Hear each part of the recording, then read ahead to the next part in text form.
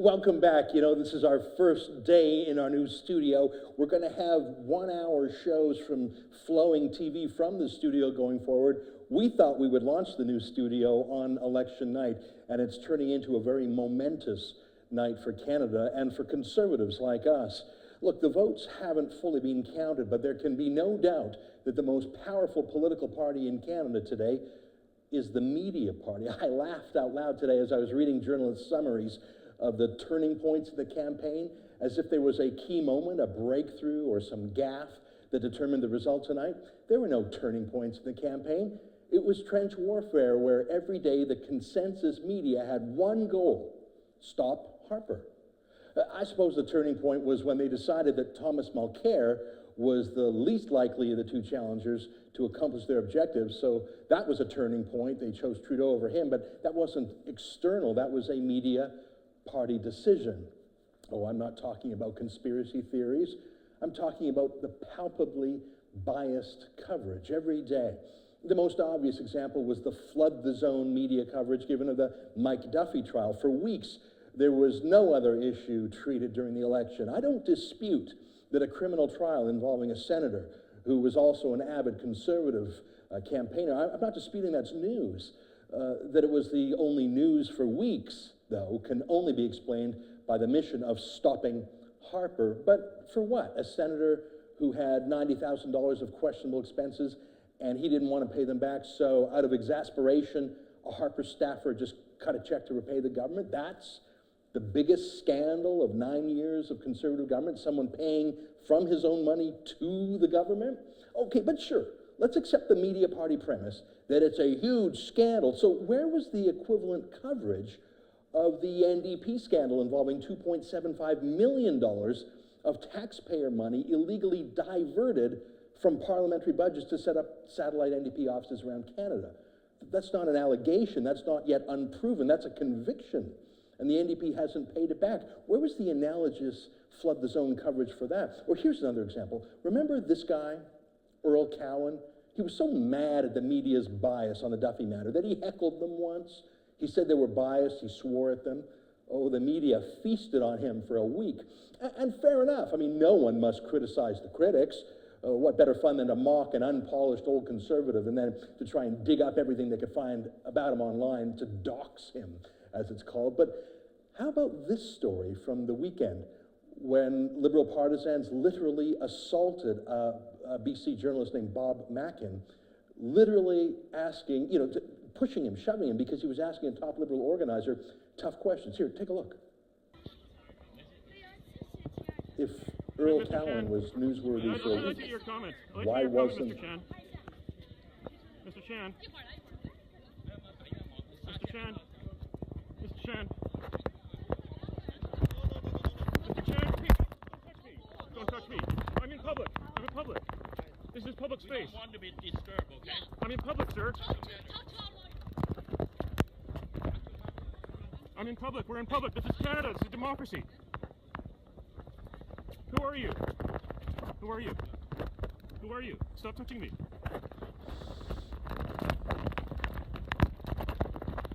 Who are you?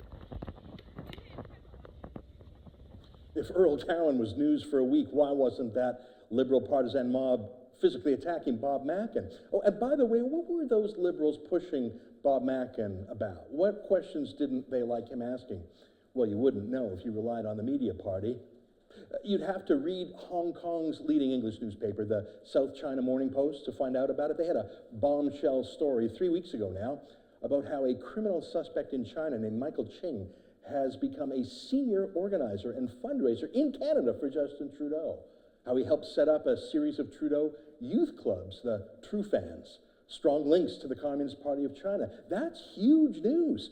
Huge news in Hong Kong's largest English newspaper, but it was thrown down the memory hole by Canada's media party because it got in the way of their chief objective, not reporting the news, defeating Stephen Harper. Do you think I'm overdoing this? Do you think this is sour grapes or something? Do you think I'm making excuses for Stephen Harper? No, I'm under no illusion that Harper is perfect. But 100 small examples of media coverage all point in the same direction. They only point in the same direction. Remember that goofy case of the Tory candidate caught peeing in a coffee cup in someone's house. Huge media story. He was fired as a candidate. Well, it turns out that a Liberal candidate in Quebec, Mark Pedersen, peed outside in public between giving handshakes to people. Weird, gross story, not important. Not an important policy story, other than a Quebec talk show and one or two Quebec newspapers. The whole thing was thrown down the memory hole, too. Again, I'm not saying that peeing is an important political story. I don't think it is. But the media party did when it was a Tory, just like heckling journalists was huge news when it was a Tory. 100 examples. Could it all really be random? No, as I reported last month, the largest journalists' union in Canada, the Canadian Media Guild, that represents thousands of Canadian journalists, including those at the CBC and Canadian Press, they are a registered anti-Harper campaign group with Elections Canada. The CBC and Canadian Press journalists you see reporting each night, they are also paying from their own money, through their union dues, to defeat Stephen Harper in the election. That's a conflict of interest of the highest order. That would be like if a referee were cheering for a team, which is precisely why no other media reported on this conflict of interest. Oh, by the way, there are literally dozens of these super PAC-style lobby groups campaigning in Canada against Harper, including one registered in New York City. You never heard of it? Of course you didn't, because they're against Stephen Harper. If the NRA, the U.S. gun lobby, were running a campaign against Trudeau in our election, do you think it would have received 100 stories or 200 stories? Look, I don't know tonight's result. I think the Liberals are trying to repeat Obama's 2008 feat, replacing George W. Bush with Obama in a burst of celebrity and youthful enthusiasm. They haven't even hid that fact. I mean, here's David Axelrod, Obama's senior campaign advisor from 2008, tweeting his support for Trudeau. That's the least of it. A half dozen Obama staff came up to Canada to actually help run the campaign. That wasn't well reported either, but the media party ran 100 false stories about an Australian dirty trickster named Linton Crosby that Harper allegedly brought in to run the campaign. Yeah, except it wasn't true. But George W. Bush had fatigued the country in 2 wars, and 2008 was the start of the Great Recession. And most importantly, Barack Obama would become America's first black president, an enormous symbol of potential social healing. But Stephen Harper ended our war in Afghanistan. Our military involvement against ISIS is very small and very popular. Stephen Harper brought us out of the Great Recession and gave us the strongest economy in the G7. The Harper derangement syndrome, a copy of Bush derangement syndrome, has no basis. Ask anyone why they hate Harper. They'll tell you he's a dictator, a fascist. Really? Just stop and listen to the crazy. And Trudeau is no Obama. Obama was light on accomplishment, but he was still a U.S. senator. He was a lawyer, a law professor, but he had the promise of racial reconciliation. What's Trudeau? His one book, a campaign autobiography, was ghostwritten. He was a professional playboy touring the world on his dad's trust fund account. What symbolic victory does he represent for Canada? Other than nepotism, that your last name matters, that where you're from matters, that celebrity is more important than accomplishment. That's what's been the worst thing about this campaign. Trudeau has said a half dozen things, any one of which should have disqualified him. His comment that budgets balance themselves, that then they shouldn't balance themselves, that Trudeau intends to hike payroll taxes, that he intends to quit our NATO alliance against ISIS. He truly is a spoiled child who decided at age 40 that he should get a job and Prime Minister is his by right.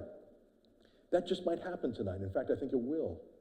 And if it does, millions of Canadians caught up in Trudeau's second-rate pseudo-celebrity will soon come to miss Stephen Harper. Oh, they won't admit it. They won't admit it. They'll still hate Harper himself and pride themselves on the viciousness of that hate. No, but they'll miss Harper's balanced budgets and his low taxes and his constitutional peace with Quebec and the record of national security and safety that Harper has brought.